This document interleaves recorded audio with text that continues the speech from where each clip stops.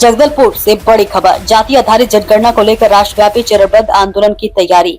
जाति आधारित जनगणना और ओबीसी की जाति आधारित जनगणना के मुद्दे पर भारतीय मुक्ति मोर्चा, राष्ट्रीय पिछड़ा वर्ग ओबीसी मोर्चा व राष्ट्रीय क्रिश्चियन मोर्चा के संयुक्त तत्वाधान में राष्ट्रव्यापी आंदोलन करने की तैयारियां जोरों शोरों से की जा रही है। आयोजकों ने बताया, ओबीसी की जाति आधारित जनगणना के मुद्दे पर भाजपा द्वारा ओबीसी के साथ की जा रही धोखाधड़ी के खिलाफ एसटी ओबीसी के समर्थन में सख्त, यूजीसी बिल लागू करने के समर्थन में एवं 2011 से पूर्व नियुक्त शिक्षकों को शिक्षक पात्रता परीक्षा से मुक्त करने के समर्थन में हो रहे राष्ट्रव्यापी चरणबद्ध आंदोलन करने की बात कही है। आंदोलन कर रहे मोर्चा के लोगों ने बताया कि यह आंदोलन 6 मार्च से शुरू होकर 23 अप्रैल 2026 तक 4 चरणों में आयोजित किया गया है।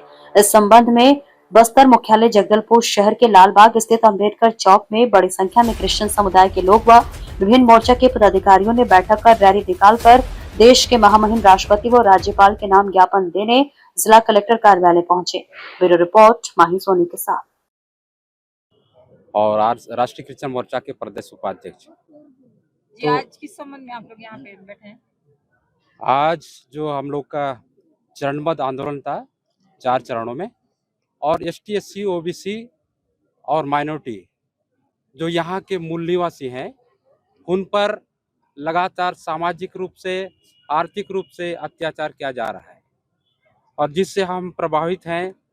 इसमें सिर्फ मूल निवासी जो एसटी एससी ओबीसी के जो लोग हैं, जिनके हिस्सेदारी होना चाहिए, जिनके सामाजिक हिस्सेदारी होना चाहिए, आर्थिक हिस्सेदारी होना चाहिए, जिसमें शासन प्रशासन का जो जिस प्रकार जिसके आधार पर होना चाहिए, जिनकी संख्या जितना है उनके अनुपात में उनका रोजगार की व्यवस्था होना चाहिए, और ओबीसी वर्ग के लोगों को उनकी संख्या के अनुपात में जनगणना होना चाहिए जिससे उनके रोजगार मिल सके।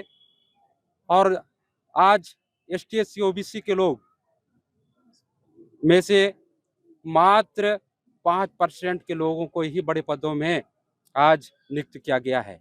उनके अनुपात में नियुक्ति होना चाहिए। और आज हम सब मिल करके एसटी एससी ओबीसी हम सब मूल निवासी हैं, यहाँ के मालिक हैं। हम लोग एससी वर्ग के लिए एसटी सभी के हक अधिकार की लड़ाई लड़ रहे हैं। साथ ही साथ भारत मुक्ति मोर्चा, बामसेफ और राष्ट्रीय क्रिश्चियन मोर्चा एक सामाजिक संगठन है। सभी के मौलिक हक अधिकार की रक्षा के लिए हम लोग आज के आंदोलन में हैं। कुमार थोबी, राष्ट्रीय क्रिश्चियन मोर्चा संयोजक हूँ प्रदेश में। और इस समय जो विधेयक 19 तारीख को पास हुआ है जो मसीही लोगों के खिलाफ में, और उसे फंसाने के एक उद्देश्य से उन्होंने जो विधेयक को पास किया है उसके खिलाफ में हम लोग इस समय आज की जो रैली है मुक्ति मोर्चा के बैनर तले कर रहे हैं, भारत मुक्ति मोर्चा के। और वो इसलिए कि हम सिर्फ ये चाहते हैं कि जो हमारे पीड़ित लोग हैं उन्हें किसी तरह परेशानी न हो, और राज्यपाल महोदया से हमारी सादर निवेदन है कि इस काला कानून को वापस लें और हम सभी लोगों को संवैधानिक जो अधिकार है उसमें जीने का अधिकार दिया जाए। कमीशन से आज आप लोग यहाँ पे मौजूद हैं, तो किस विषय को लेकर? मुख्यतः कई सारे बिंदु हैं।